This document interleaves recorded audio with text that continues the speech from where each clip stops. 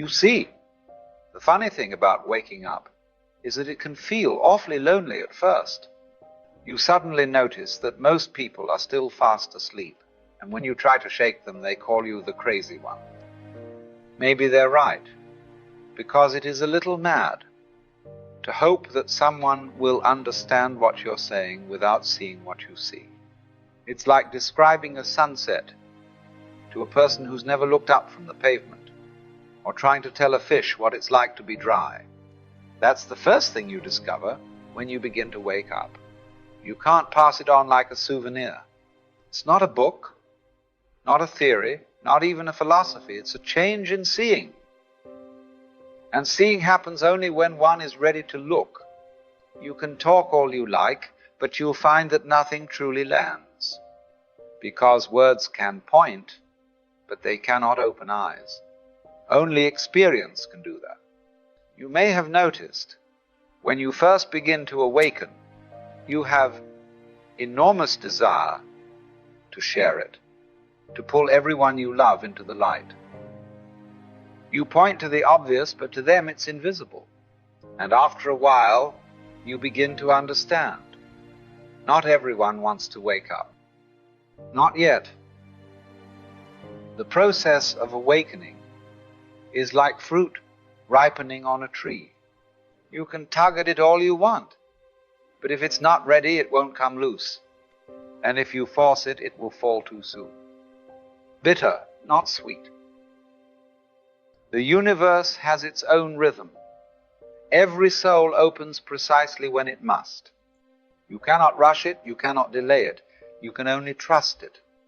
There's a curious humility in that realization, to see that life itself is the teacher, that even ignorance serves a purpose. Some lessons can't be given. They must be lived through.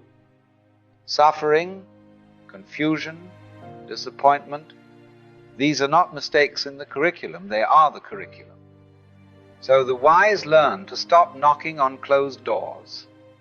They plant their words like seeds, and then they walk on, quietly, without worry. Because if the soil is ready, the seed will know what to do. And if it isn't, time will take care of it. And if you think deeper, you will see. This is not your business to awaken people.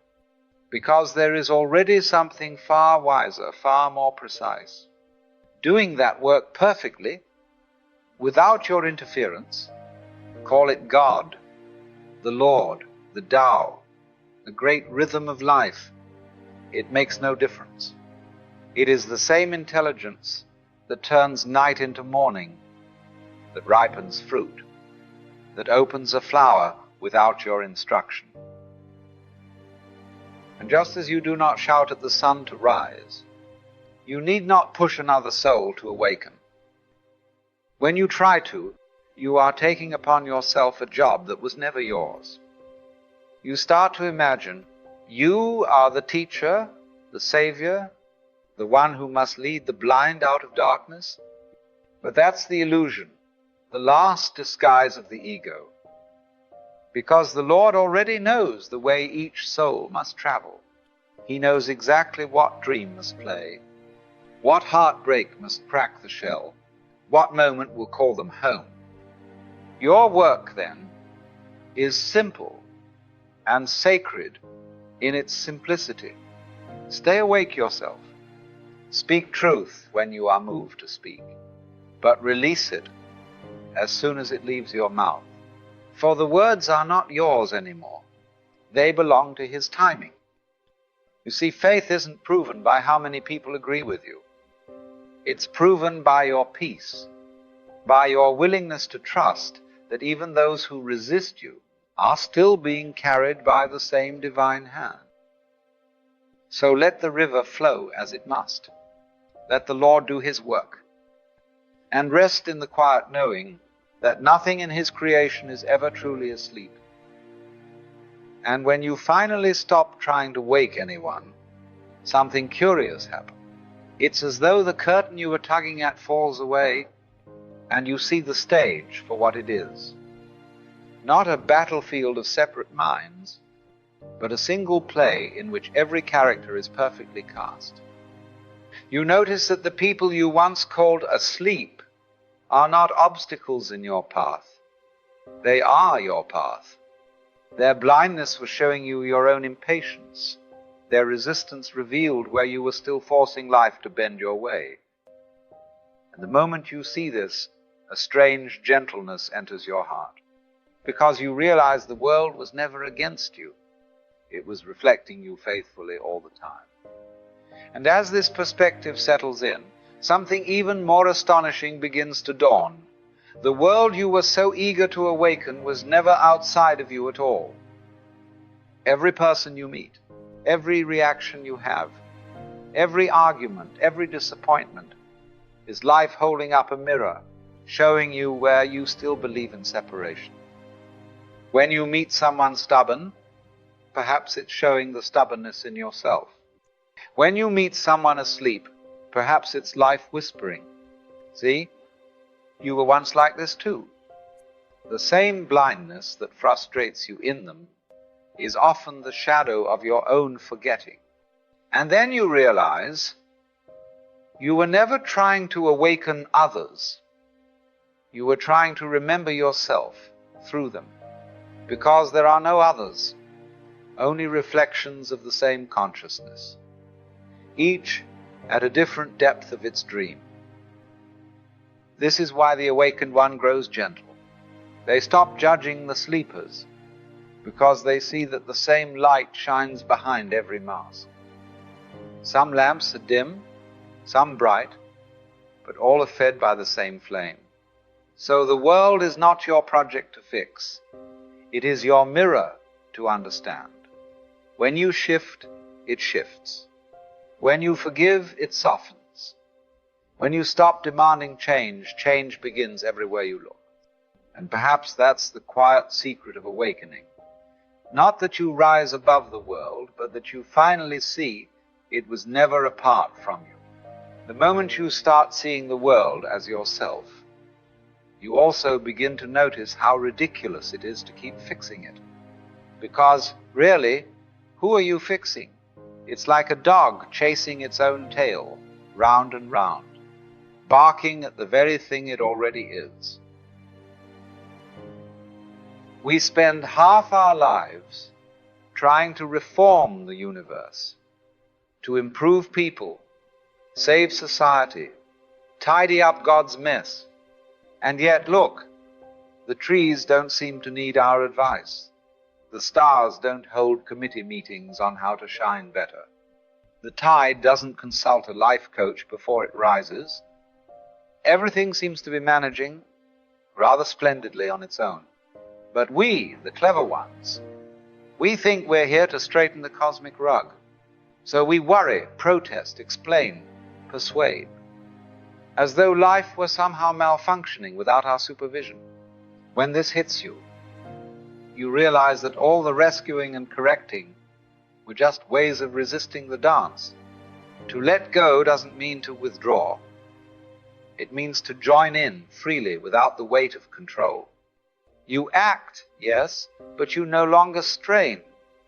You speak, but you don't demand to be heard. You love, but you stop trying to reform the beloved. And suddenly, life becomes light again. You find yourself moving with it instead of against it, like water, finding its own level, without pushing, without forcing.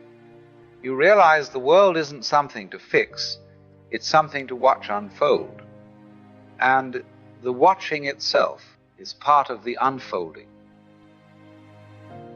Once you stop trying to fix the world, the next temptation is to preach about it. Oh, I've found it now. I'll tell everyone how not to try. Which, of course, is the very same game. Ego loves a good spiritual disguise. You see, truth doesn't need a salesman.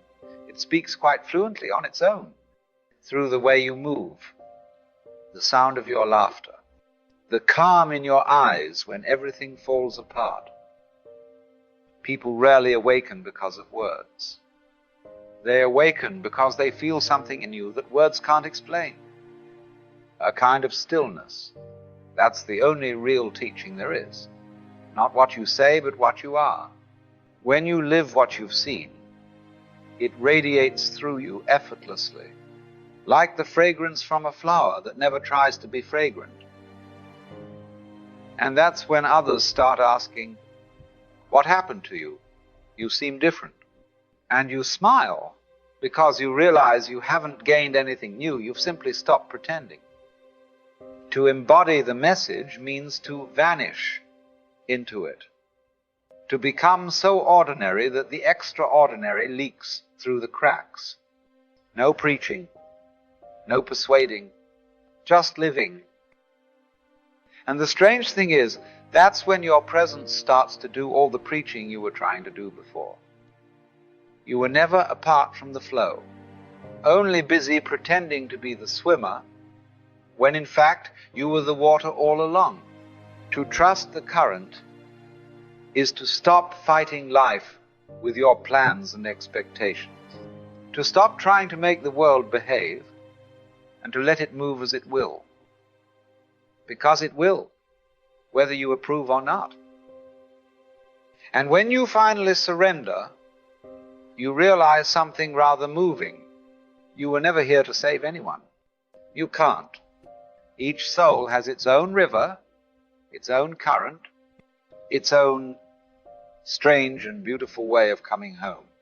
You can't save them, you can only love them. You can hold them when the waters rise. You can shine a light when the night feels long, but you cannot swim their river for them. And that's not a tragedy, it's grace. Because love without control is the purest form there is. And the moment you began to love, you were never separate from anything again. So let go. Let the river take you. For it's not carrying you away, it's carrying you home.